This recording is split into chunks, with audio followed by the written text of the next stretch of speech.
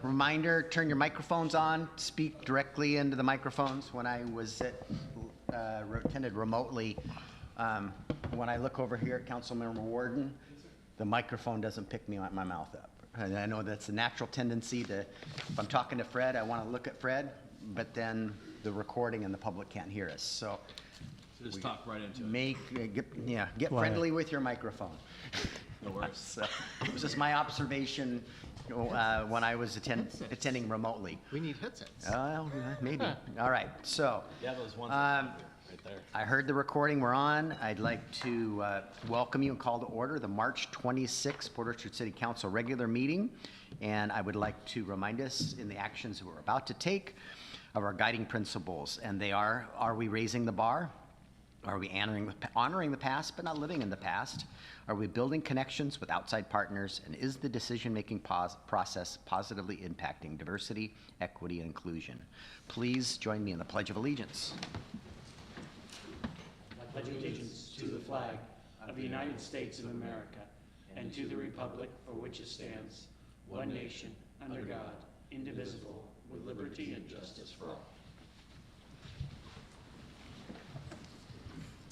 All right, we have a published agenda, and I know Councilmember Terneri has one addition. Yes, Mr. Mayor, I'd like to add to the consent agenda item E, the excusal of Councilmember Diener for business reasons, please. Seconded.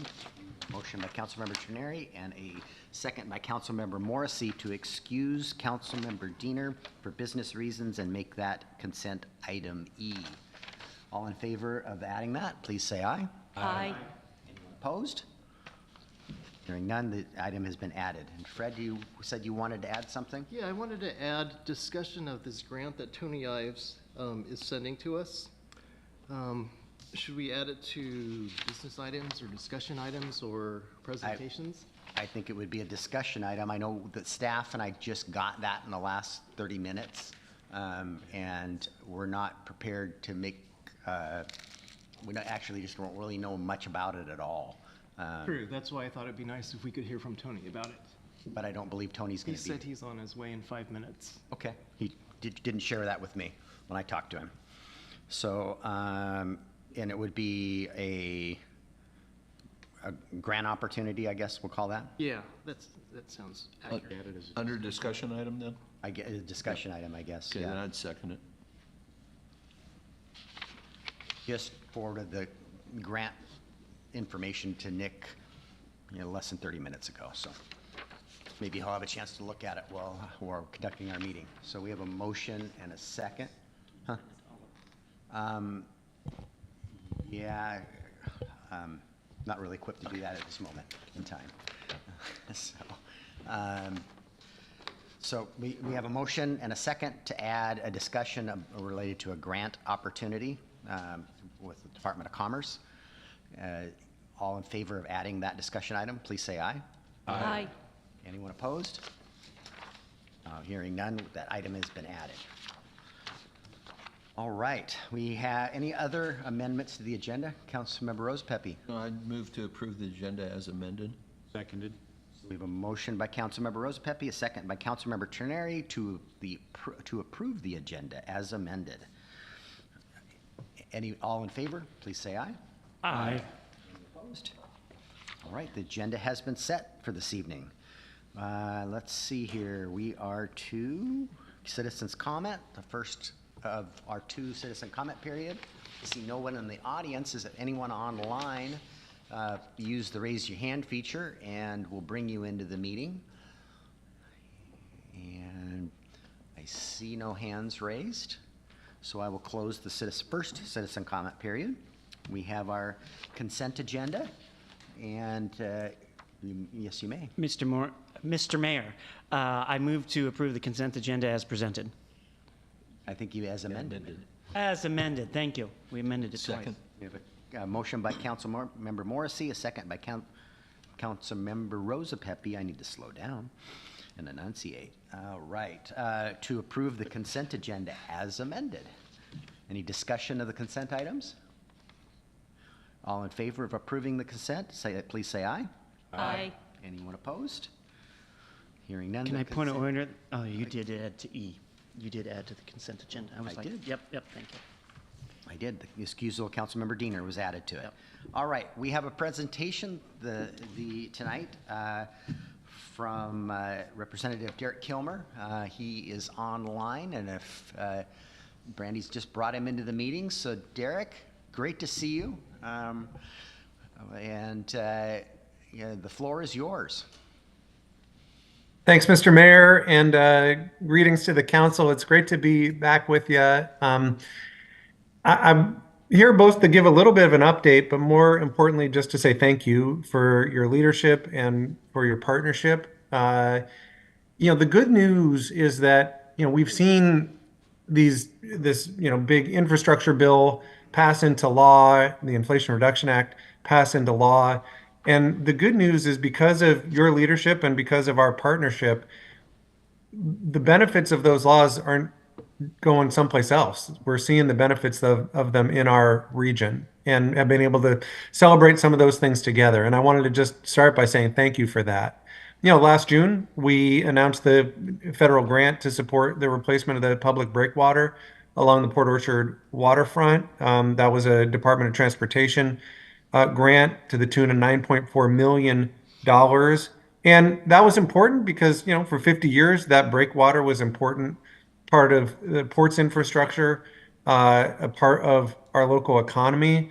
Unfortunately, that breakwater and I were born in the same year in 1974. I know I have aged, but, I hope I didn't age quite as much as the breakwater. But I think it's important that what is really a lifeline for marine vessels and a part of emergency response and commercial fishing and mooring facilities for Kitsap Transit's foot ferry fleet gets modernized. And that's a big part of the bipartisan infrastructure law, and we're benefiting from it. As you know, that's not the only project. In July of 2022, I was thrilled to announce that the House passed funding to support reconstruction of the Bay Street corridor downtown to account for some of the persistent flooding and rising sea levels. Again, a real testament to the city and its leadership that you've got, I think, a really astounding project that is going to be important for the revitalization of downtown Port Orchard and really serve as a catalyst for growth and vitality for the economy. And the fact that the federal government is a partner in this means that the costs of that project won't fall solely on the backs of local taxpayers. So that's good news. And again, is a testament to your leadership and partnership. And I want to say thank you for that. On a related note, when the bipartisan infrastructure law was passed, it included a program that I led the charge on in the House and Senator Cantwell led the charge on in the Senate, specifically focused on culvert removal and replacement, trying to address some of the impact on salmon and other fish that spawn in fresh water and are often, our forefathers, when they did road construction, maybe weren't entirely protective of that. The SR 166 Johnson Creek Fish Barrier Culvert Removal and Estuary Restoration Project in Port Orchard is one of many projects across our state that have benefited from that new grant program. And there are other, programs that we haven't really even, haven't gotten a lot of attention. The bipartisan infrastructure law is also putting us on a path to achieving hybrid electric power for the state's ferry fleet. All of these things, trying to get internet connectivity and road connectivity, again, without the cost being borne solely by taxpayers in our neck of the woods. So that is good news. I also want to just say thank you for your partnership on the work we've done on behalf of Puget Sound. Port Orchard is a place where generations of people have built lives and livelihoods on the water. And if we're going to make sure that future generations have those same opportunities, we've got to protect and restore Puget Sound. And in 2022, with support from advocates in Port Orchard and all around the region, President Biden signed the Puget Sound recovery legislation into law, a law called the Puget SOS Act, which really raises the federal government's game in terms of coordinating works to recover Puget Sound and really fulfilling what has been a decades-long promise to tribal leaders and to communities like yours to make this region's iconic body of water a priority for the federal government. And even in an environment where we've seen some programs facing cuts, we've been able to increase investments by the federal government in this important body of water, which is critical if we're going to restore salmon and orca population and make sure that it's diggable for, we're able to dig clams, that tribes will have their treaty rights protected. So I want to say thank you for that as well. Finally, even though my time as your representative will be coming to an end in 9.5 months, that doesn't mean we're done. And I'd be remiss if I didn't mention one more recent big win for our neck of the woods and something we're going to keep working on. And that is we were able to secure $4.1 million for the Washington State Department of Transportation for the Gorst project. That corridor is not just a pain for those of us who get stuck in traffic. It's important from a safety standpoint, from a resilience standpoint, from an environmental stewardship standpoint, and even from a national security standpoint, because God forbid we have an earthquake and you're cutting off access to the only shipyard on the West Coast that can serve as a carrier. So the federal investment is going to be a part of what is going to be a bigger and longer term effort. I want to thank the mayor for his partnership and participation in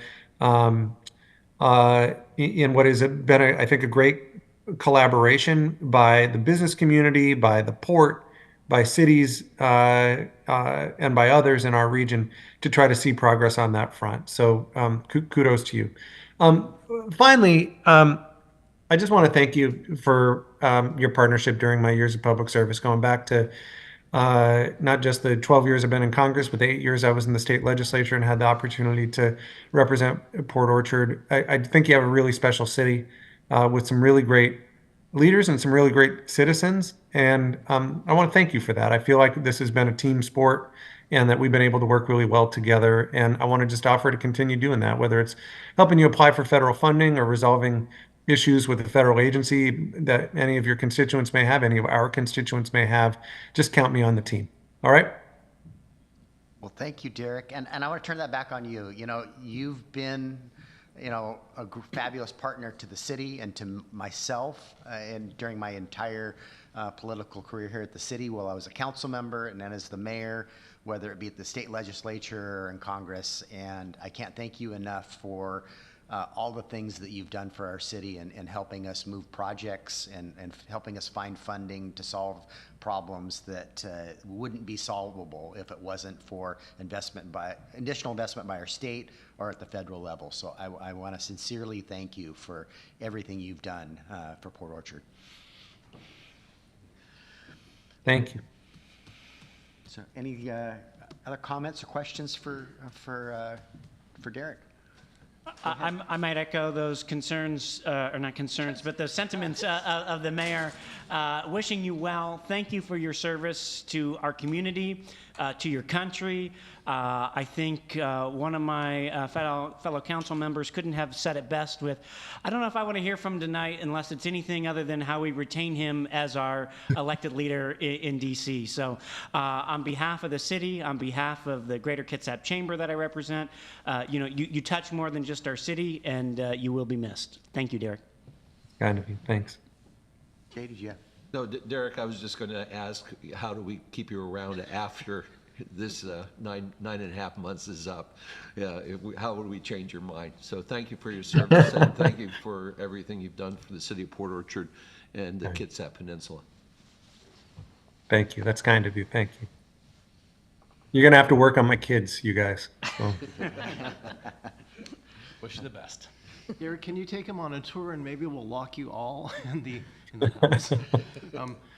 Thank you for just representing us. I know it's probably been more traumatic than anybody wants to guess. I think you've been a great example and role model, and I would echo what John has said, that I feel you're absolutely irreplaceable. So it's actually kind of depressing, but thank you for what you've done, and I hope we'll still see you maybe more often in the area. Thank you. I hope so. And thank you for your partnership. Everything we've done together. So thank you for that. Go ahead, Mark. Yeah, Derek, I just want to thank you for what you've done, not only for our community, but also for the Kitsap region and the state of Washington. And I'd have to say that if there's any reason that we're missing you and that you're leaving, family is the most important reason, and we stand behind you 100%.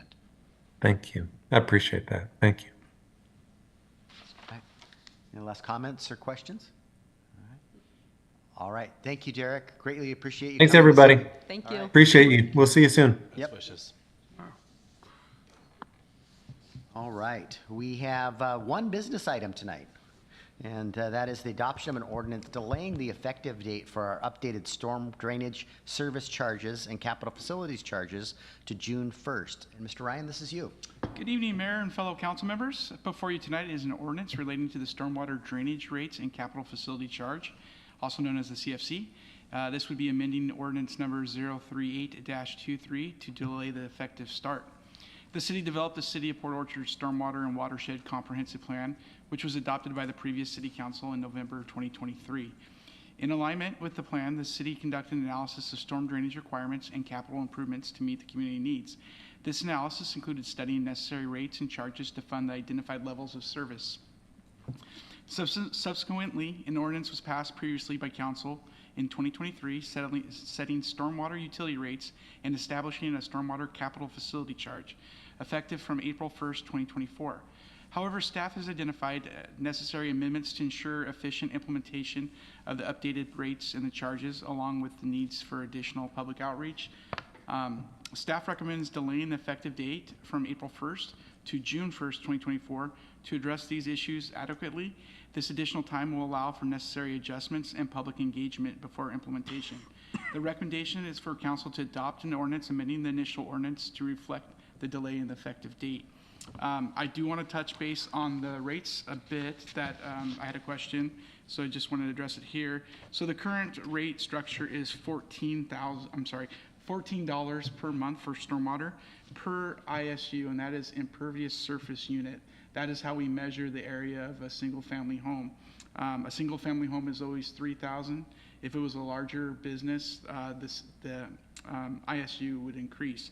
So that $14 would increase in year one to $18.34. And then there is a matrix that follows, increases over the next 5 to 6 years. That is in that stormwater comprehensive plan identified. These fees in this ISU would also go to fund capital improvement projects and improvements to our lower watershed. So I'm happy to answer any other questions. I've been on vacation, so I've been out of touch on this particular issue for a couple weeks here. But prior to I left, it's really that the mechanics behind the scenes is what we're still working through as far as the implementation, and staff needs additional time to work through the implementation process. Is that correct? The capital component is the first time for stormwater. So Yes. implementing that process and having a methodology how we implement that. And putting it into our computer software and all of that Correct. to be able to charge these fees and do it properly. We want to make sure we get it right. So, Jay, go ahead.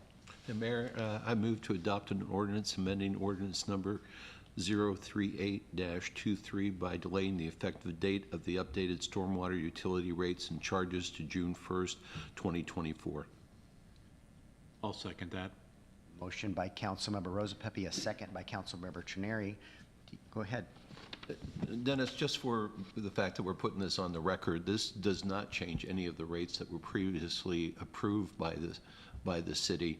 All we're changing is the implementation date. That is correct. The city adopted level 2 service, and that is the same as it is in that plan. I just want to make sure that we weren't doing, that people Yeah. knew we were not doing a bait and switch, that's all. Correct. We're not, it's just delaying the implementation process. So, Councilmember Warden, go ahead. What outreach are you guys thinking about? We've discussed including in our utility bill mailers. We will do online, and then any other kind of social media to get the word out and to answer questions to our constituents. Did you have a question? Go ahead, Mark. Just answered. Oh, it was just answered. All right. The social media, you said engagement, but you're going to just post it out there, and then they can email in their questions? Yes, or- there'll be staff contact and we'll respond appropriately.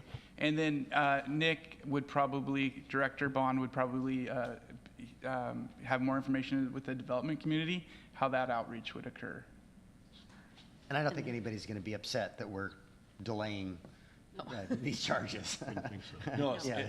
it states in here that we're delaying it to do the outreach. Yes. So I was curious. And also, I'm curious for what- us to finish our implementation Absolutely. process and I behind was the just scenes. curious what What that outreach they were was gonna planning look on at. doing. Yeah. If there's a town information meeting, if there was, whatever it might be, so, yep. Primarily the builders are the ones, because of the capital facility charge, utility bills and we'll capture our current customers in the rate changes, provided they read that flyer that's in their bill, but. And but- forgive me, my wife pays the bills. But is it $4 a month is going up, or is it every other? That's what I was just going to ask, the $4, what does that come in at? I apologize, I don't. I'll let Yeah. Noah answer that question. Is it it's $7 a month right now, isn't it? And $14 a bill. And it's going to go up And 18, so. it goes up, I believe it goes up by $8, so $4 per month. Per month. So, but we only bill Every other. other month. So, Yeah. so your bill will go up by double that amount, but so it's going from 7 to 11. No? So just to clarify, Okay. we do bi-monthly billing, and so your bi-monthly bill is $28. If you divide that by 2, you get to $14 per month is what the current rate is. Okay. And that's going to go up by $4.34 per month, so a total of Got you. $8.72, $74 68. over the thank you, or for the bi-monthly bill. And I was stuck in the past, because when we first did this, it was $7, now it's 14, so. I think it's also important to if you're not aware, that we have not increased storm rates on our customers since 2015. So this has been a long time coming, as far as now we're running a storm program and trying to address our deficiencies. So much needed, and we had lots of discussion about that prior to this. No, I just, we forget sometimes where we're, that we're, about 6 meetings in, with a pretty much new council, that when this was presented, that we had 3 options, and one was the current one, one was the steps that we were taking now, and the third one was to increase the rates dramatically with level 3, which would have been for extensive, but we felt as council and as a city that would have been too much of an increase. And we, again, as we've talked before, we need to keep showing that we're doing what we can do with what we have. So going back to what Noah said, since 2015, that, this it makes it a little bit more even across the board by doing level 2. Go ahead, Councilmember Morrissey. I didn't have initial questions, but this banter brought one up. At what interval do we look at, since we haven't moved this since, did you say 2015, 2016? At what interval are we looking at this to evaluate whether or not we need to move rates? Do we have anything set? In any of the utilities, we periodically do, rate studies and update the comprehensive plan, which drives the capital side of it. That's what drives the capital facilities charges, is the comprehensive planning process. And the rates, it's normally we do a rate study to determine, okay, we want to accomplish X, Y, and Z. What is it going to take? And it's usually not every 10 years or more. It's usually every 5 or 6 years that we do those. I mean, it's pretty labor intensive to go through those processes. Well, so that was kind of my point, right? Because I think I recall those meetings in November and December before I was elected. But we didn't add anything adding a CPI to that annually. How often or will we revisit this? Because obviously there's needs, right? Yeah. When we've got a capital facilities plan, and we've got elements that we're going to conduct, and it'll probably be 5 or 6 years before, because it's a process that takes a year or more from start to finish. It's a heavy lift when we do these things. So, and we've got one going on right now with sewer, or is it water? The sewer. The sewer, we just started that process with sewer here recently. What we did water last year, matter of fact, beginning of last year. So it'll probably be a few years, and it probably, I can assure you, it won't be in the next 2 or 3 years. It's probably 4 or 5 years out, at least. Yeah, and to add to that, the rate table we adopted is a 6-year rate table. So you'll see that they'll grow up each year for the next 6 years. So next time we'll visit it, probably 2028 when the rates plateau. We need, but on the other hand, it needs to be a reason why, because we need to, the regulations or that we need to comply with increase, so we need more people to do that work. Is typically a driver, or there's capital needs. We don't raise the rates to raise the rates. Councilor Chang? I was just wondering about the outreach. I was thinking on one hand, it'd be nice to have something like a town hall to announce it. But on the other hand, people may not go until they actually see their bill, which has increased. So I'm wondering, has staff thought about having maybe a contingency town hall in case there are irate customers not understanding their bill, not reading the utility, the flyer that we're putting in the utility bill, and not looking at the website? Is there something that we can? When the try to phone reach rings, out? we answer it and we explain it. Are we going to have an outgoing message, like if you're calling about the stormwater, press 1 or something? No, you get people. I was going to add, so part of our stormwater permit and upcoming renewal of our permit is public outreach, and that's something that we are very much going to focus on. There is actually a component in this level 2 service that council adopted to assist us in our outreach. Councilmember Ward? Guess I'd like to add, I'm the general public on a lot of conversations that I have a lot of questions on, because you just don't know until you ask questions. Stormwater is not one of them. I pretty much know what there is to know about it. And the NPDES permit is extensive. It's the requirements of numerous things that you have to do annually, biannually, every 5-6 years. I just think the general public isn't aware of all the things that we have to do. So if there was some kind of literature or whatnot, and you put on there all that the city and counties, school districts, they're all held the same thing, is required to do, it's overwhelming. It's a lot, and it requires a lot of staffing, a lot of equipment. And I think monitoring and testing. Yeah, and everything's gone up, and so I think when you do your outreach, if you would list some sort of just a brief thing, that shows that we are fulfilling state requirements, that would help quite a bit. So, Could be helpful too to have a page on our website to 100% correct. the details, and so we can direct people to that page. So I like that. we've got multiple pages like that in Public Works, so maybe we need one for that. So, The website. all right. Other question? I think we've got a motion on the floor. I don't believe we Yeah, voted on it yet. No, not yet. We've had a lot of discussion. That's great. So you're about to vote on an ordinance delaying the effective date of the storm drainage service charges and capital facilities charges to June 1st, 2024. All in favor, please say aye. Aye. Anyone opposed? Hearing none, the ordinance is passed. So we added a discussion item, and I saw Tony Ives walk into the room.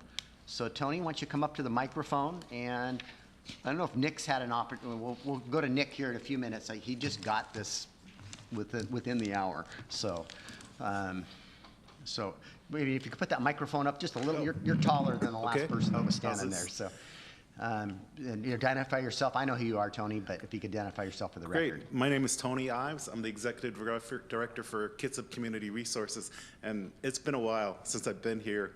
And I remember I promised to come more often, but it's been so busy, especially with the housing and affordable housing around the county, because everything seems to have taken off. So thanks for having me. About a year and a half ago, 2 years ago, we started a Kitsap County Affordable Housing Task Force. There were just a few of us, maybe 18, 20 of us. That included folks from the county, Kirsten Jewell, Doug Washburn, Jill Stanton from BHA, Monica Bernard from KMH, Robin from the Rescue Mission, and a couple of others, Yolanda, well, she just joined from the health department. The mission was to, instead of competing against each other for funding, to come together and collaborate for funding. So it was kind of unique, and it hadn't been done here before in Kitsap County. So the first grant that I wrote for Mills Crossing, we wrote together, and we submitted it to Commerce like that. So we piecemealed money together. Basically, that project was about $14.2 million. It just became almost fully funded.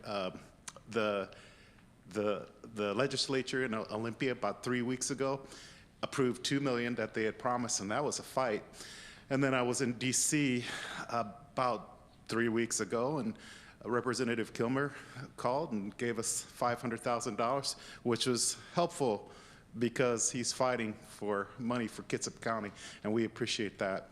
So the next project was a project that it's called Evergreen Bright Start. That was Bremerton Housing Authority along with KMH, Kitsap Mental Health, and Olympic College. So the idea with that was to fund a youth apartment complex for kids that are aging out of foster care. So partnering with Olympic College, we all wrote that grant together with Commerce, submitted to them. I remember Commerce saying to me, like, KCR, hey, you guys got 2 grants already. Why didn't you apply for this one? I said, that's not what we're doing. We're working together to collaborate and cooperate, and we're not competing against each other. That being said, we have a pipeline of projects. Even here in Kitsap County and in Port Orchard, I've seen 4 or 5 different apartment complexes around here.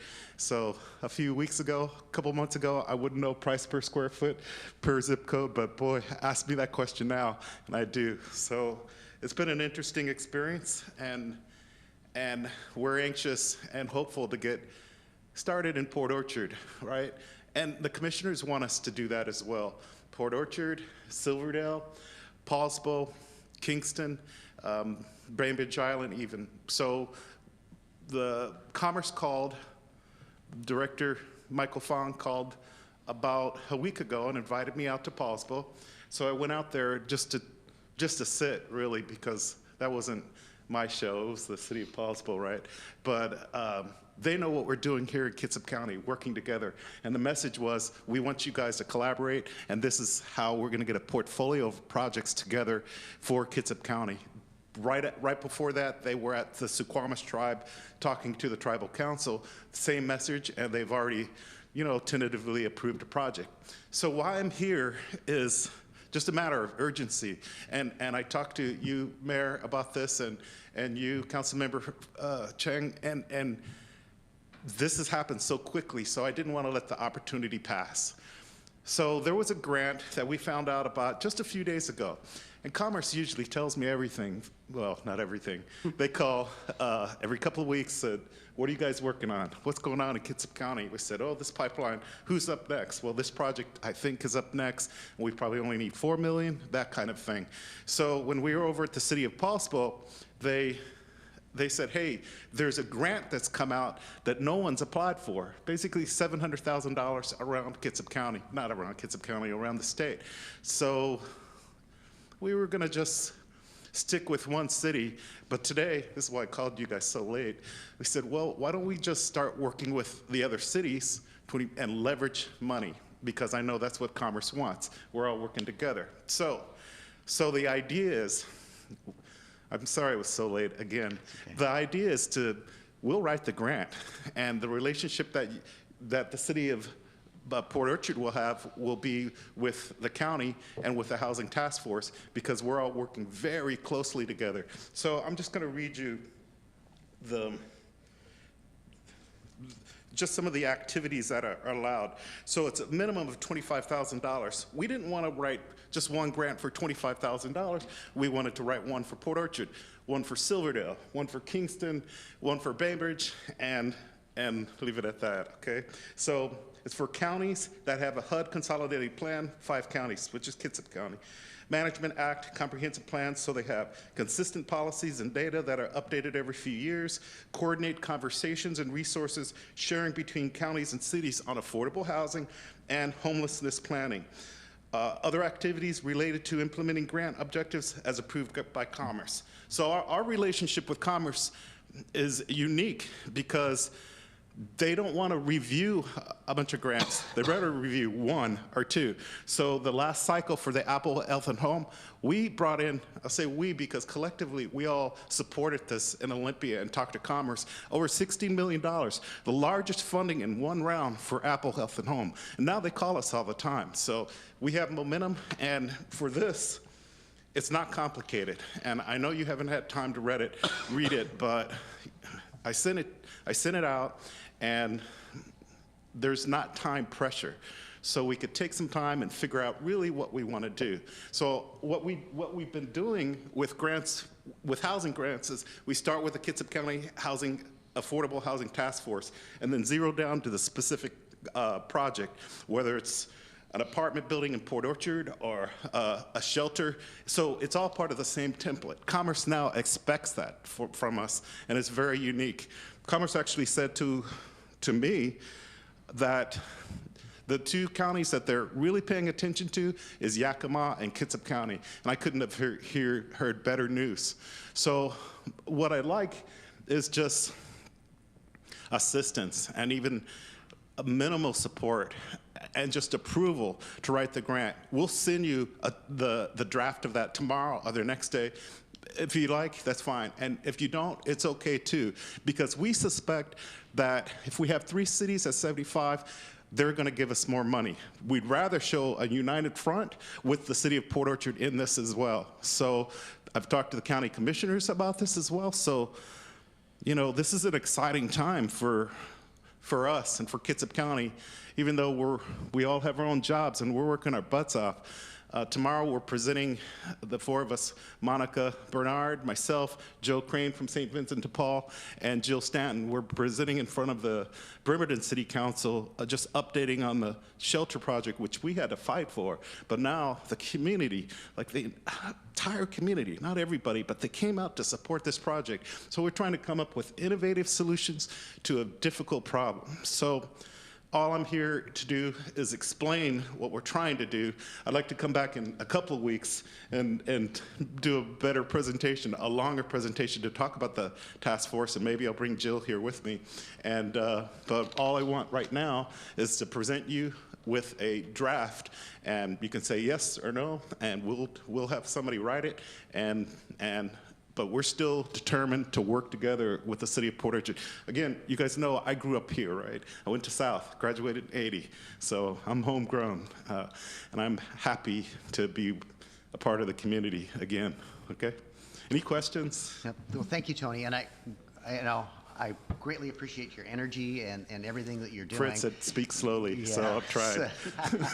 But, you know, we got this less than an hour ago, and I've forwarded it to all of you guys. I really need staff. You know, we love grants. We love to take the state and the federal money, but you know, there's, you know, when we accept grants, we agree to do certain activities for that. So we need to understand what we're committing ourselves to.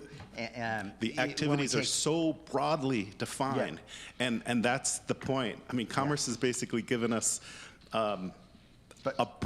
Excuse me, I'm sorry to interrupt. We just need to make sure, you know, we have to have the staff capacity to perform that work. So we're going to need a few days to, you know, to analyze this and to give you an answer whether or not we can have the capacity to participate. So Mayor, if you don't mind, I mean, I still would like to send you the template, because we're going to use this for all the counties. And again, this is what Commerce wants to see, a united front and collaboration. So just consider, this is the planning grant of cooperation between the cities and the counties, and then money comes after that. We're only talking about $25,000, but we're really talking about much larger funding, and they know it, right? So I appreciate Commerce, and I appreciate them actually calling me. Other questions or comments? Go ahead, Fred. How is Bremerton going to be involved, or are they completely on their own and separate? So there's some caveats. So it's the city of Bremerton or a nonprofit that represents a municipality like the Bremerton Housing Authority. But we're closely collaborating with the Bremerton City Council. That's where we're going to be at their study session tomorrow, and I talk to them all the time, and that includes Bainbridge Island as well.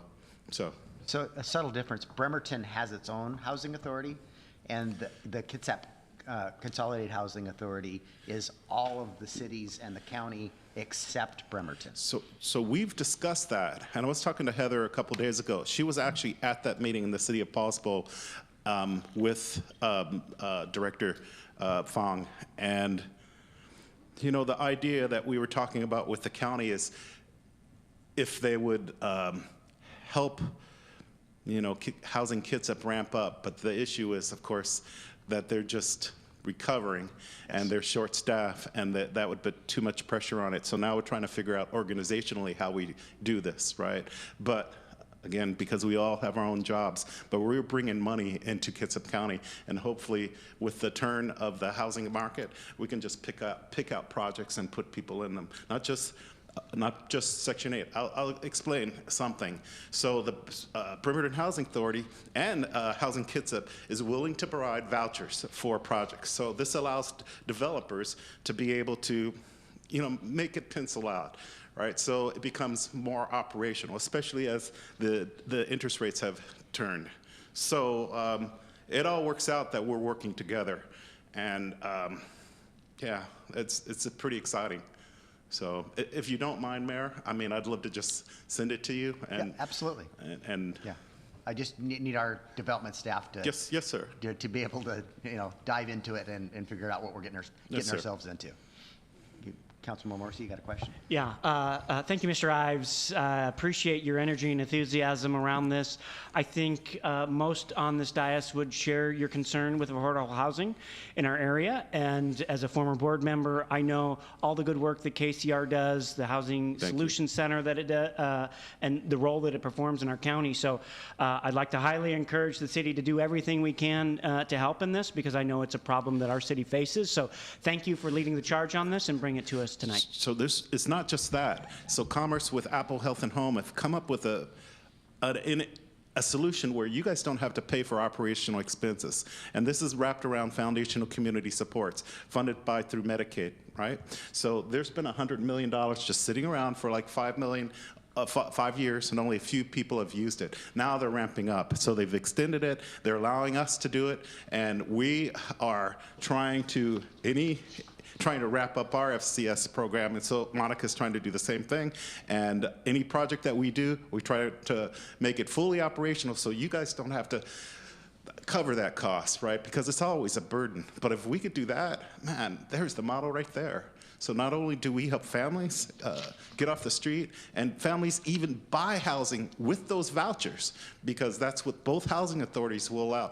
So I was in DC, and I spoke with the deputy director of HUD. He's a friend of mine, and we spent about 3 hours together. It's not just Commerce, but it's HUD. Money's coming out, but innovation is coming out. Not just the normal homes that we see, but senior housing that's smaller. Senior doesn't need to live in a big house, right? So now all these ideas are flowing, and I think we're gonna have support around this, especially if we're organized together. I like the way you have the vouchers that you can give to individuals or builders to, give them incentive to build on the land for affordable housing.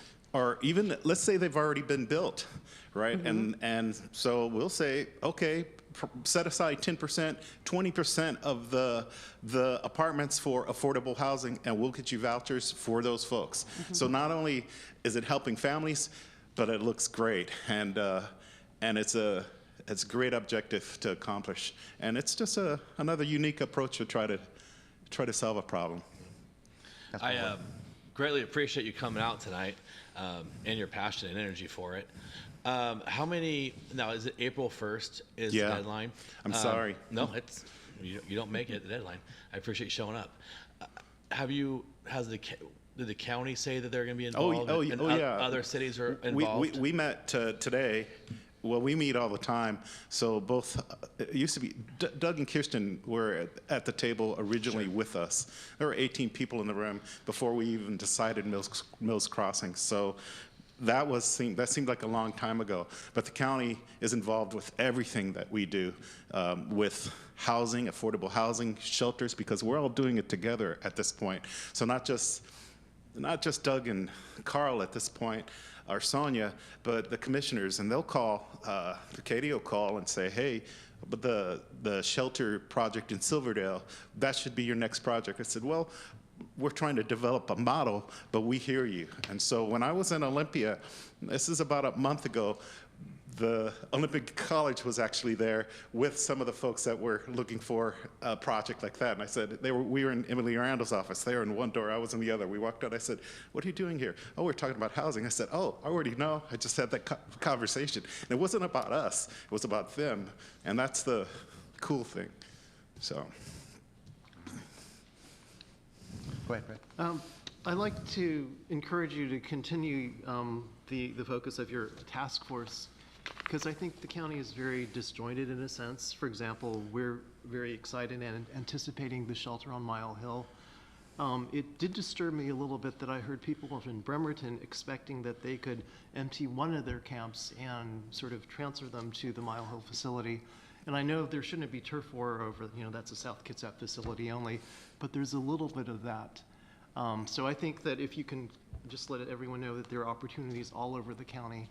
So I certainly can't speak to that, but I can speak to the development in Bremerton that we, again, had to really convince the city council members to do, but it wasn't us convincing them, it was actually the community convincing. One of the meetings, or two of the last meetings, they were packed, lasted till 11:30 at night, if you can believe that, and everybody stayed.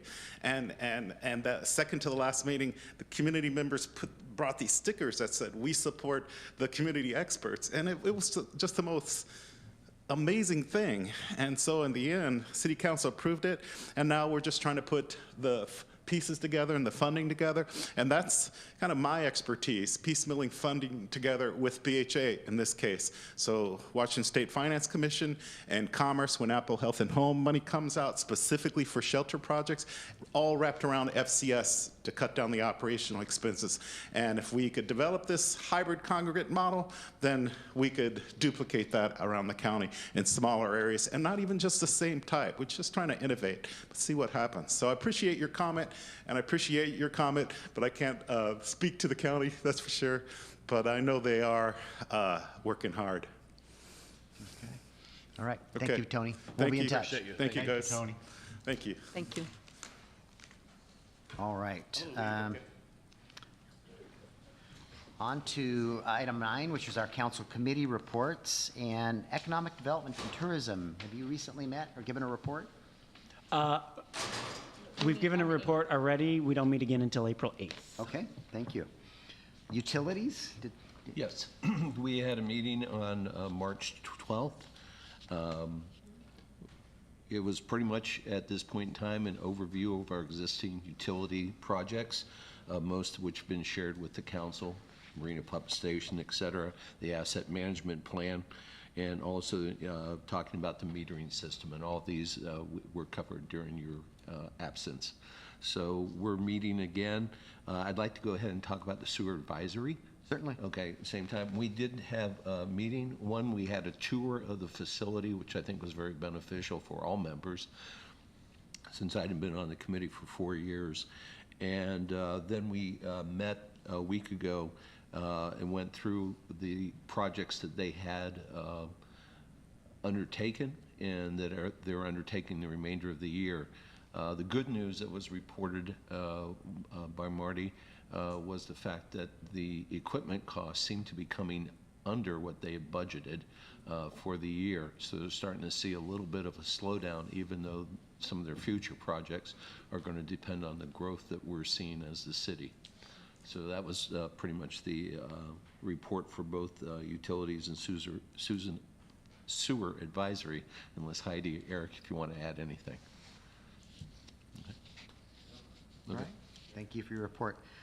Finance? You met last week? Yeah, Finance, we met March 19th. We discussed sales tax and REIT revenue reports, as well as the preliminary treasurers and budget reports.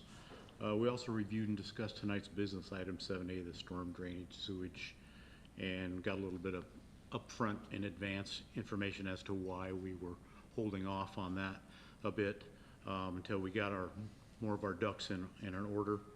And then finally, we discussed impact fees for both parks and transportation, what those fees are being used for, and how they're being allocated. And we currently have, I believe, 12 projects, if I remember correctly, that those fees are being allocated to at the moment. And that's our finance committee. Councilmember Morrissey, Councilmember Chang, you have anything else on that? I think that was pretty good. And I reviewed the financial report, and it was nice to see that sales taxes bounced back up in February after being flat in January. So it was nice to see. Transportation met. The chair's gone. Do one of you guys want to wing it, or you want me to wing it? Wing it. Okay, you don't want me to wing it. So from memory, we talked about the speed bumps in McCormick Woods. And we had last year we got a petition from a handful of residents that wanted some sort of traffic calming device. So we hired a consultant. We reached out to the HOA. The HOA deferred to us. They didn't really want to weigh in on the issue. The consultant recommended the speed bumps that we put in out there. Some folks don't like them now, and we've got a petition of about 15 people that want them removed now. And so we think it would be prudent to do some outreach. I sent an email to our contract public information consultant, and to do a survey, a targeted survey of the residents on that street and the cul-de-sacs that feed into that street, and get their feedback, so that I'd like to see 50 or 100 people's opinion on this versus us getting one survey with, a handful of people that say we want something and another handful don't like the solution. So it's going to be pretty straightforward. Do you think the speed bumps are effective? Would you like them removed? And what's your address? And we will be mailing, I think how we're going to conduct this is mailing a card with a QR code on it to those individual property owners. So we, while we value the opinion of everybody, we want to hear from these folks that live on that street. And it's not an arterial street. It's a residential area that a lot of people were told are used as a cut-through street. So it's Merrimack. Anyway, so that was the gist of that we're going to do some outreach and, trying to find out from more than a handful of people what they really think about, what we should do. Is that QR code going to every street that connects to Merrimack? I think so, yeah. Yeah, there's Prestwick, Mirkirk. Cranberry. Be Hawkstone also. There's a Glen Eagle. There's Hawkstone. You can do Hawkstone comes right through there. Yeah. A lot of people come down from Hawkstone. So is McCormick Woods Drive. I know. Yeah, and we're not trying to, it's gonna be. 2.5 miles. I think it's gonna be an area, we wanna hear from the people right there around this, not far reaching. As if you use Hawkstone, you have to use McCormick Woods Drive as well, and that's. Yeah. Depends what end you getting live too- at. Yeah, so anyway, so we're gonna do more outreach and try to, and then there was a parking issue on Glen Eagle, wasn't it? Eagle Crest, thank you. It was Eagle Crest, thank you. And I can't remember, what was the outcome on that, Dennis? So the city engineer is recommending that that corner where there's a bit of because of site distance issues and the narrow width of the road, that corner area would be no parking to the main arterial.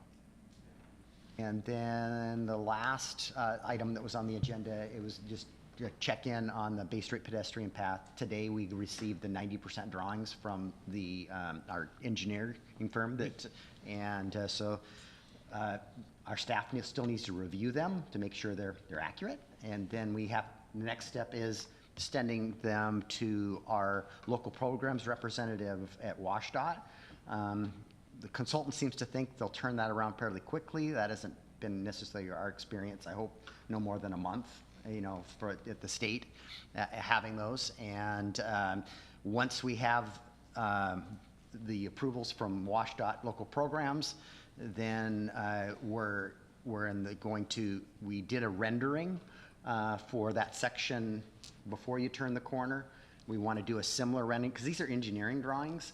They don't, us lay people, we look at this and, you know, my eyes roll back in my head. You know, the engineers have to explain it to me. So we want to do a similar rendering like we did on the other side for this segment of the pathway. So what the profile looks like, so a layperson can look at this and say, oh, that's what it looks like.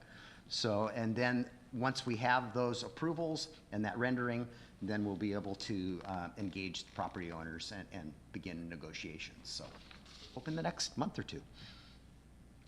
Go ahead. I just had a quick question. What discussion was had as it's March 26th, and I believe the roundabout project's supposed to start in April again down here on Bay Street, when they can finish that off? Was there any update from the state I haven't to the got city? one. Okay. Yeah. Dennis, have you heard anything? Yeah. They have not responded. Yeah. Okay. We haven't heard anything on that yet. Oh, other project, oh, I'm sorry. So back to the pathway, does council have any involvement in approving or not approving, or what? The drawings are, I mean, the layout of the project was in prior approvals. And so the engineering firm has been I thought working it on was, that. okay, so I thought they didn't just finish the drawings that, The 90% drawings, we just got them today. Right. okay, so they've been approved previously, you're stating, correct? The hiring of the firm. Hiring the firm, but Firm not, and- but and not the- approving of the drawings. We haven't seen them. Yep, you'll. No, that's what I'm asking, because he went through the timeline, right, of, you know, the steps, the stages that we're gonna go through. And I'm just asking as far as, is there a, Once we get the approvals from the state, we can share those. We're not at a point to share the drawings yet. because so we state, WashDOT has to. Yeah, okay make all sure that we make, there's absolutely. criteria for distances from driveways and there's all kinds of things that WashDOT has to make sure that we've checked all the boxes on that. For sure, safety issues, all that good jazz. But as far as moving forward from that stage, you said then you can approach the property owners, correct? Yes. Okay. So council doesn't have any say-so in. There isn't an opportunity to change the design. We funded a contract for the design of the project already. Yeah, did council, the previous council looked at it when it was like 30% or 40% and got to look at We've it? had check-ins during, I mean, it's been, this particular phase from, I don't know what percent we were at previously, whether it was 30 or 60. There were, and then we hired this firm because a different engineering firm did the first, the first iteration to the percentage we were at, and I don't know what that was at that point. Okay, and then we hired this firm to advance those drawings, which we didn't change anything other than what the finishes look like on this, on the drawings. So I think the question, if I'm hearing those two right, is this is a 90% design, so there will be opportunity for input to move it to 100%. Yes. 100% is just the finishes, though. 100% is railings, it's things like that. Those things It's not the footprint of the pathway. The last 10% is not the footprint. That's up to 90%. No, but I think when you get that back, you have the opportunity to say, we don't like that, let's go back and get another 90%, but that will Mayor's saying no. come with money, right? We'll have to give some money for that. That could be your direction, but I wouldn't recommend it. Could be, right? There are multiple different ways we can get it. But the footprint hasn't changed from the last iteration, as far as where the location of the pathway. So you've always known the location of the pathway? We all have, yes. No, I haven't. It was in the presentation you guys got last week, and the council got, 2019. 2019, yeah.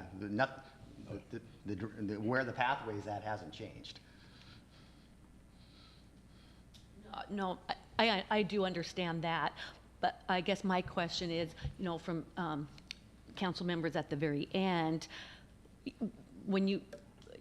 did you guys ever have any input or saw the plans when it was 30 or 60% to say, you know, I like it maybe this way, or this way would be a good idea, or, you know, that's what I was asking. We explored different ideas and different scenarios, and they're all tied to funding and dollars. And I think that the mayor hit it right on the head here.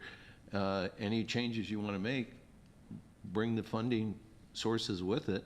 And, you know, you can always move mountains, but in this case, we're at where we're at, and those have been online. We haven't been holding information back from people. The one thing we haven't done is, because we have a agent that represents the city, we're not allowed to, you know, I'm not trying to beat this to death or be condescending. We're not allowed to get involved in those, you know, on those. So it's where we're holding. And yes, previous council had been looking at those designs and giving input, but a lot of times that input is very limited based on funding and also, quite frankly, the physical layout that we're looking at. So I might have a follow-up. When I'm on the website here and I'm looking, what alternatives were proposed that we didn't take at that time? Mayor, you want to go in, or I'll lead Well, too? At one point, myself and Mark Dorsey met with Mr. McGee on at his site, gosh, you know, prior to 2000, you know, I can't give you the date, and discussed having the pathway go through their parking lot and along the front of the I know, I was just going back, he had said that there was multiple things Yeah, discussed. there's and been- I was just looking for those options, because again, The options not aren't on on there. okay, that's what I was trying No, to the options are clarify not on there, and Okay. I'll be more than glad to. We've had multiple discussion. I mean, this has been going on for 20 years, this project, you know, in various phases.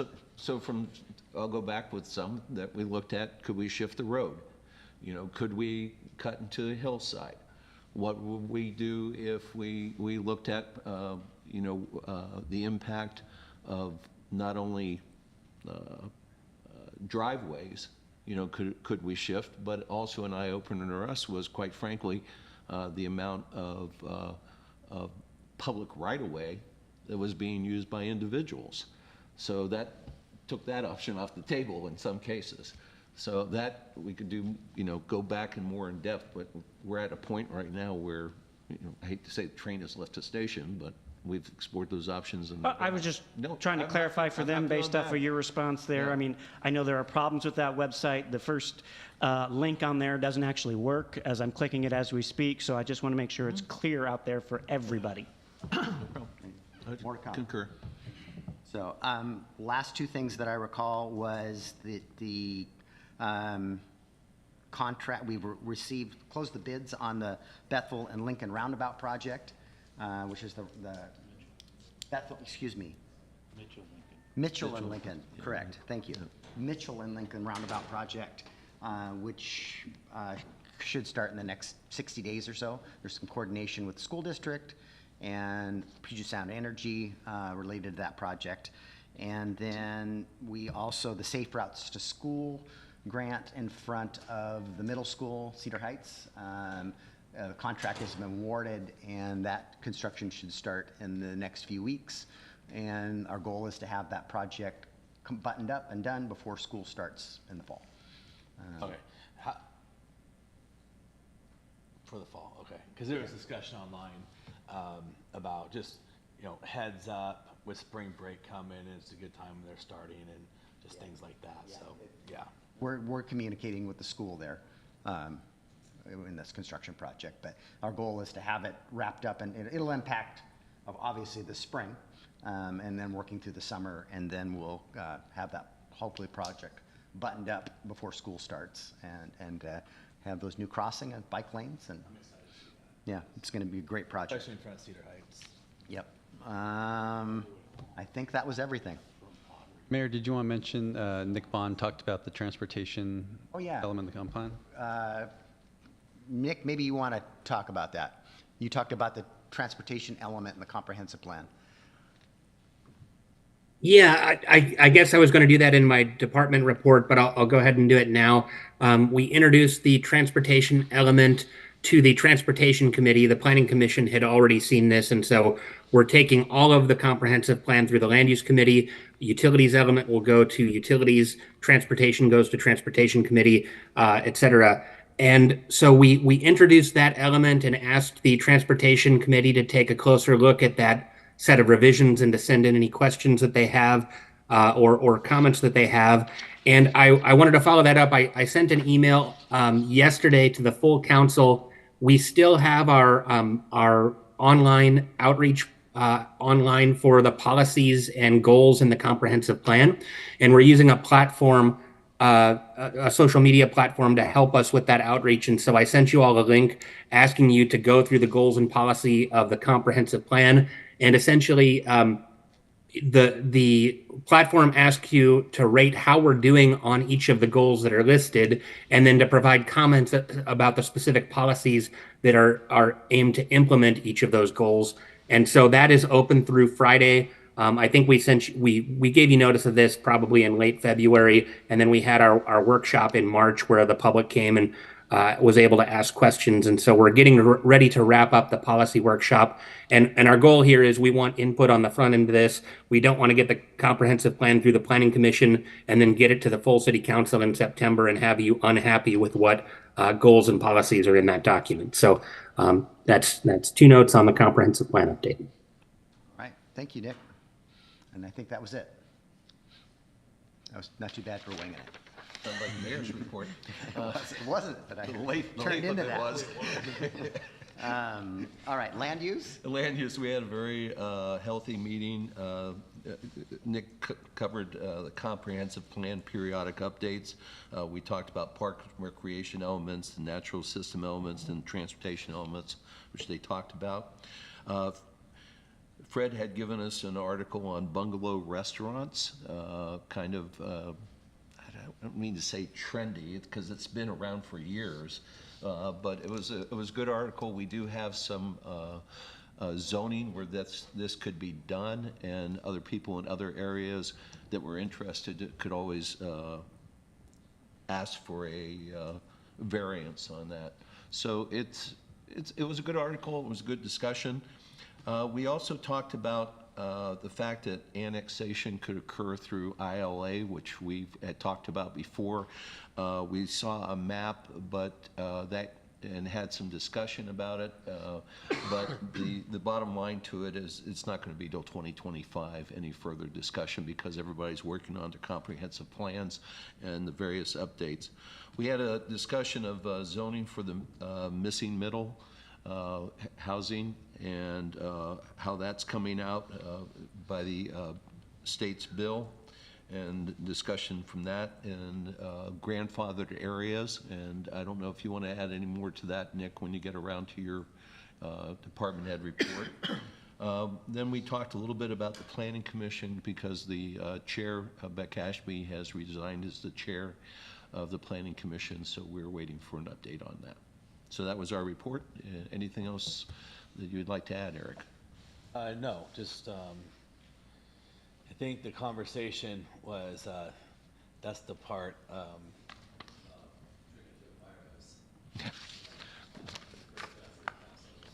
Absorbing a lot, learning a lot, and You could pull your microphone over. and learn a lot. And so I'm really thankful that Nick explains things really well, and so I'm really thankful, that I'm able to catch on and learn real quick and absorb it based off of the way he presents things, really well prepared.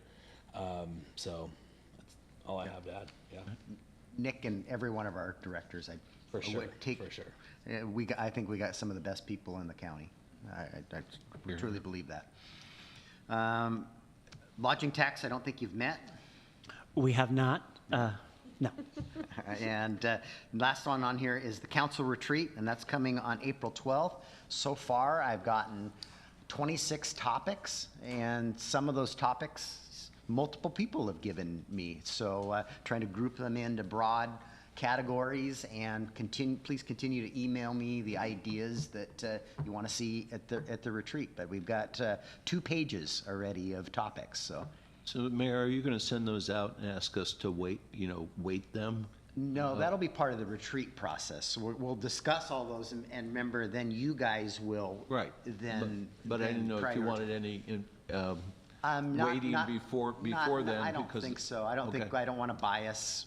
No, that's fine. Until everybody has, because everybody needs to have their opportunity to talk about the topics and the subject matters, so. He might have a point that if you could give us maybe a hint, because I just realized I sent you the same thing twice. Yes. I apologize I'll read for them that. quickly to you guys. Let's see if I can put this up. No, I just didn't know if you wanted us to say this is our top one, this is, 1 That's through what 10. That's the process. But we'll do that at the we retreat. do On the in- day, in yeah. Okay, that's In the fine. retreat, is to prioritize, because there's only so many dollars at the end of the day, and virtually everything takes money. Mr. Mayor, before you start, I would like to add to this that it would be nice, helpful to me anyways, the way my mind processes things, if we had at least a couple of days to review these topics so we could get our mind wrap around them. Okay. And any conversations or discussion items we might elaborate on these topics. Okay, and, yeah, because I'm looking, many of these, because I'm putting your guys' name to them when you give, and John gave me one about a arts commission. I've heard public safety from Councilmember Trineri, and, and the need for additional police officers. We've got street paving from a couple of you guys, additional parks personnel and summer hires from 3 of you have in some way or form brought that up to me. Let's see here. Staff gave me we're going to talk about the Anderson Hill roundabout and whether we want to prioritize that in our transportation plans. The chief has given me some information on some public safety cameras that he'd like you guys to hear about. We only have so many staff resources, and whether we're going to pursue a stormwater grant for the downtown basin or for the Sydney South area. We'll have a discussion about that. We need to talk about, long-term planning for facilities, in particular a police station. I had conversation with a realtor again today about the building down the street, and they're still working on the remediation of the asbestos, and we're just not interested in buying it until they take care of that. And I think we're still interested in that building, but those deficiencies have to be addressed. John had brought up the idea of a Main Street organization, but that's going to take a partnership with the merchants downtown. Discussion was brought up about platting additional land out in our industrial park, updating our traffic impact fee study.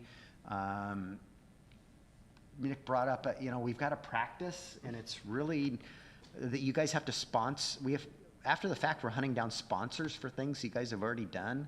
It's just in our code, so I think there needs to be some cleanup in our code too about some of these processes. Then I think this is just an outdated practice and a lot of times we go to the committee chairs as the sponsors, but sometimes the issues didn't come through a committee. Let's see, Fred's $1,406. Road cleanup program, Mark gave me an idea for that, and improvement to our public information processes and public outreach processes. So that's, in a nutshell, what I got so far. So I'll send you mine. Mine, I want to do that guiding principles. okay, well, okay. I'll but send it to you, sorry. Email it to me I will. so I can remember, because I won't remember tomorrow morning when Right. It's okay to send it twice. and it's okay to send Fred. Fred did. He's just really eager. All right. That was the retreat. And now to the mayor's report. Talked about that. The KETA event, who's going tomorrow? Okay, the 4 of you. We have one more ticket. Fred or Eric, if you wanted to go tomorrow, it's midday. I'm filling in at work. So Okay. So I'm going to, Noah can't attend, so I'm going to invite Dennis. I just want to make sure one of you guys didn't want to take that extra seat that we had. So Noah has another commitment. So Dennis, I just want to make sure that I offered it to you before I offered it to Dennis. Let's see here. AWC conference, I know Heidi's already expressed interest in, that's in June. I think it's June 18th to 21st. I highly encourage you guys to attend that. It's an opportunity to network with other council members from other cities that also are doing the same thing you are and learning this. There's a lot of new council members out there everywhere. So I really encourage you. Let Brandy know if you want to attend. And email her, and there's money in your budget to attend that conference, and it's fabulous. What's the location this year? It's in Vancouver, Washington, which they've done tremendous things with their riverfront down there. Lots of restaurants. I got an email from Puget Sound Regional Council, and there's a economic development board that Councilmember Stern is the representative. So we have a shared seat on the various Puget Sound Regional Council boards for the small cities from Port Orchard, Bainbridge, and Paulsbo. And Councilmember Stern is the representative on this board at Puget Sound Regional Council. But we have the opportunity to have be the alternate to Councilmember Stern. Councilmember Morrissey is willing to do this and be the representative. I just wanted to make sure nobody else was dying to be on that board. I'd second that. All right. We will let PSRC know that Councilmember Morrissey will be the alternate. And I don't believe Councilmember Stern misses very often, but it's a good opportunity to learn.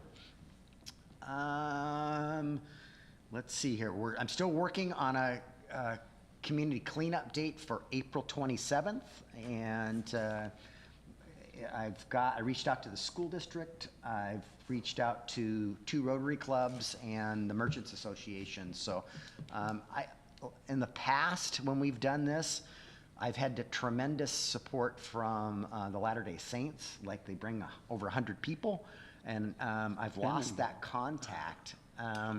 So I'm still gonna try to reach out to them. So this might need to be a little smaller because I might not have the workforce that we've had in the past. So I see us spreading some beauty bark, playground chips, some cleanup downtown, park type activities is kind of what I'm envisioning for that date. And lastly, the naloxone training. And so we're partnering, it's a partnership between, Paulsbo did a training, and it gave us the idea, well, we should do one in the south end of the county. So it's a partnership between us, Public Health, Kitsap County, SK Fire, and the fire department, our police department looked at the hot spots where they're dealing with overdoses, and it tends to be our downtown, and it tends to be around our box stores. So we're going to do some outreach to the 2 box stores, the big box stores, Fred Meyer and Walmart, and see if they want this training. And if they do, then we're going to offer training from the health district on the administration of naloxone. And the county has some boxes that they're wanting to deploy of the medication. So more to come on that. So we're in the outreach phase and seeing, and actually we want to reach out to the Methodist Church, who also does the overnight shelter. To make sure that this training and the resources are available to them. So that ends my report. Department heads. Mr. Bond, do you have anything to report? Nothing further, thank you. Okay. Mr. Ryan. Just a few brief items. This week we did get our NPDES Western Washington stormwater permit submitted.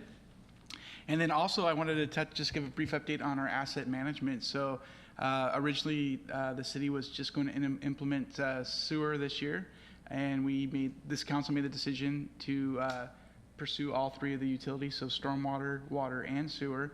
So we are live in the system in sewer, and we did meet with Kitsap County this past week in staff, and they're going to be a great resource. They've done a lot of the work on the front end that we'll be able to use standard procedures as we implement that program. So that's it. Noah? Nothing tonight for me. Thank you. Archer? Nothing this evening. Thank you. All right, Deputy Chief? Nothing, thank you. Okay, Ms. Wallace?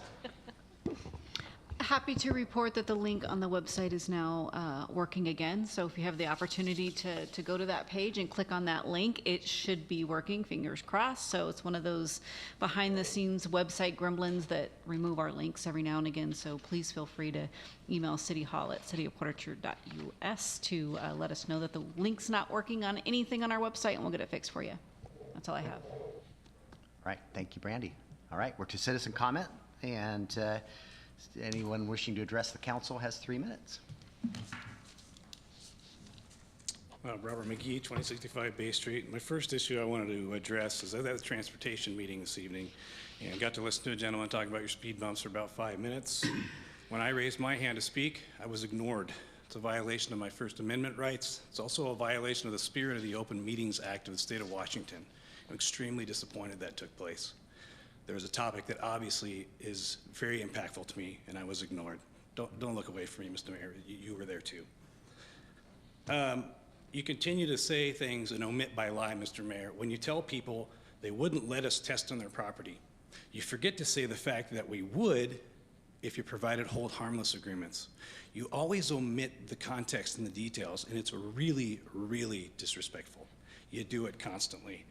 And it will come up in court, which I'm happy to say. The mayor says you can't have contact with us. I'll be sending you the emails where he's happy to have contact with Bruce Titus and talk to him on the phone and develop and go through issues with them.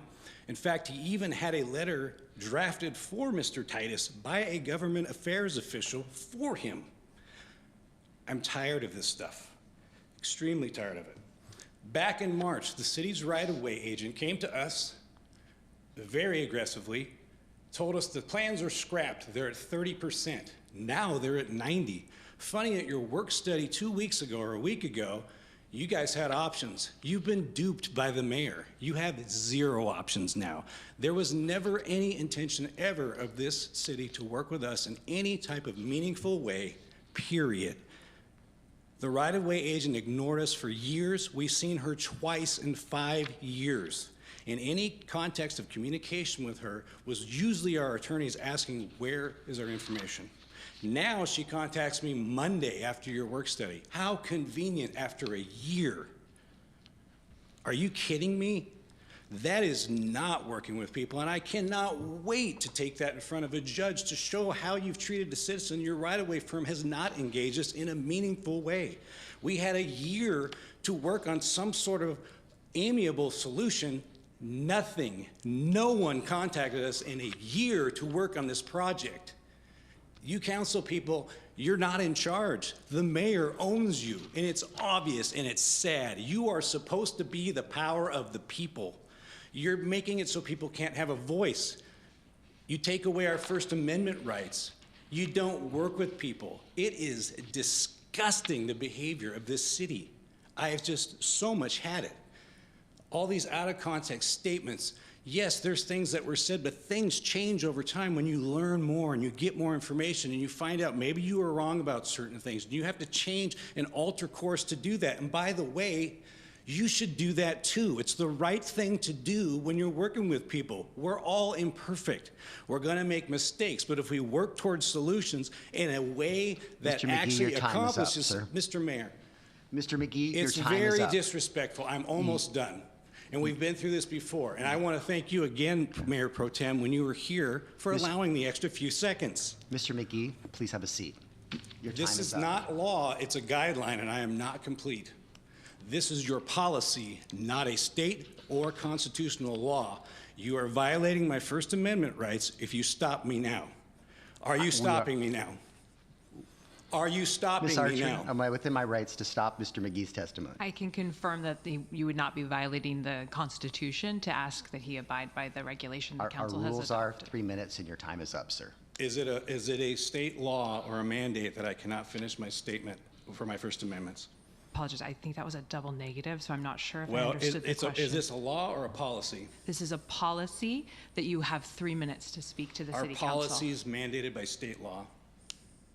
Policies mandated by, This is the the city state law council's requires policy. that the city council allow for public comment prior to taking action on a particular item. There's no law that requires that they allow you Okay, to speak Mr. now. Mayor, is it your wish that I stop speaking and addressing the council on a Sir, very it is the impassioned topic? council's rule. It's not the mayor's choice. Okay. It's the council's rule. Council, do you want me to stop what I'm saying? I think it's okay to finish Mr. McGee, just I'd a couple appreciate it if you sentences. would sit down after your 3 minutes. Okay, that's 2 of you. You can finish your statement. You can finish your statement. It would require a majority of the council to waive your rule. Is there a desire, is there a motion to waive our rule this evening? So moved. Second. I'll let him finish. Yes. Thank you for allowing me that. Can we have a vote on that, please?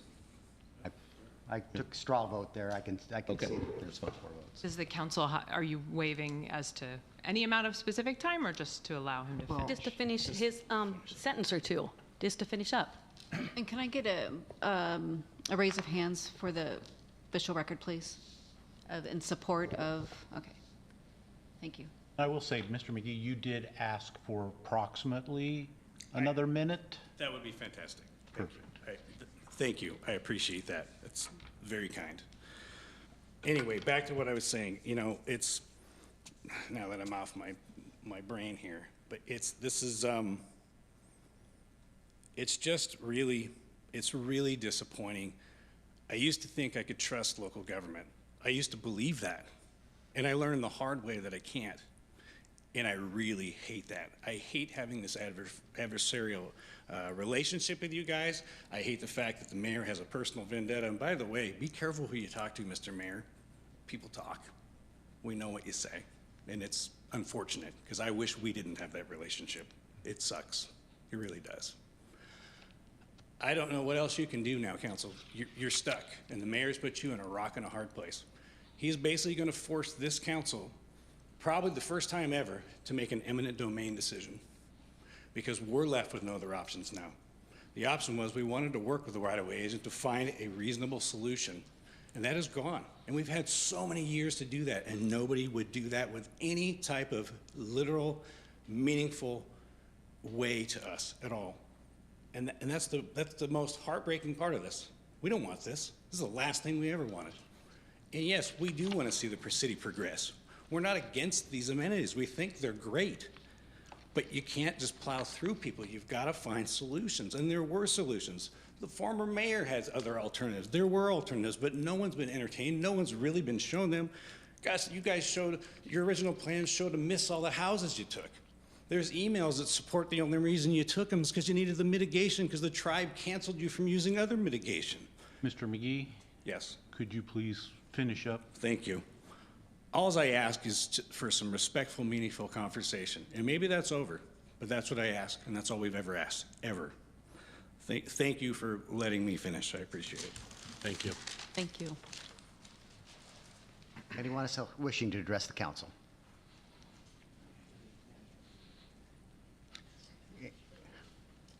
Anybody online? Please use the raise your hand feature and we'll bring you into the meeting. And last There's call nobody for online, citizen Mr. comment. And I close the second citizen comment period. We are going to have a brief executive session, probably 15 minutes. And I'll let the city attorney, with no action to be taken after the executive session. So maybe we want to do our good of the orders ahead of the executive session, since, does anyone have a good of the order? Go ahead.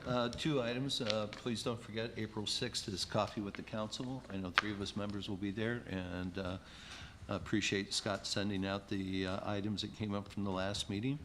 Also, since I'm always Johnny-come-lately on this, just a reminder that if you haven't filed your F1 yet with the PRC, they do not allow, this time we're not allowed to, they're not bringing forward past data, so you have to. Oh, mine was there. Was it? Yes.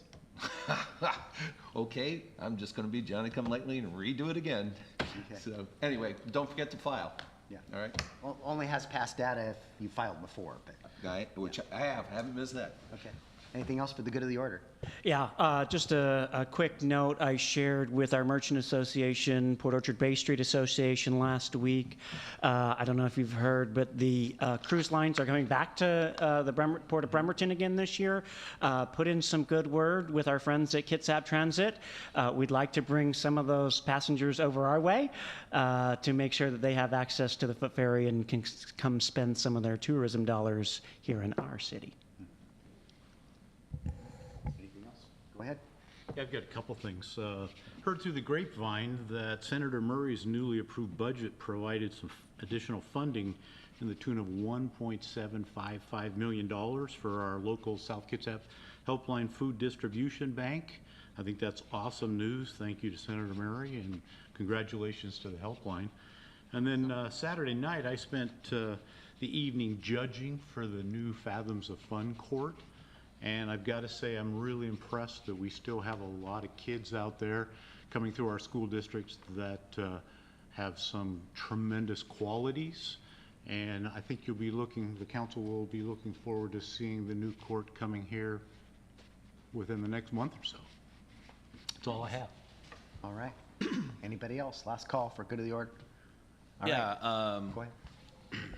Last weekend, I attended a fundraiser for the South Kitsap High School basketball coach that was shot on I-5, and it was a great event. The place was packed. It was held at Whiskey Gulch. The place was packed. It's pretty tough to see the guy, you know, when he shows up, and but it was a great community support for him. So it was really cool to see. Also, April 6th. The high school baseball team is playing at Cheney Stadium and playing Gig Harbor. It's free, and it's called Salute to the Troops, where every baseball player and coach wears a jersey of a vet or a current military member, and then after the game, they present their jersey to that person. So I just want to let everybody know that it's free. And if you want to come out and support your local high school baseball team, it's kind of a really, really special event. What time? 5 o'clock. Okay. Sarcher, you want to cite the statute for our executive session? Yes, thank you. The council will enter into an executive session pursuant to RCW 4230-110 subpart 1, subpart I, to discuss proposed legal risks of a proposed action when public discussion may have adverse legal or financial consequences. As the mayor mentioned, we would enter for 15 minutes with no action to follow. All right. Let's have that.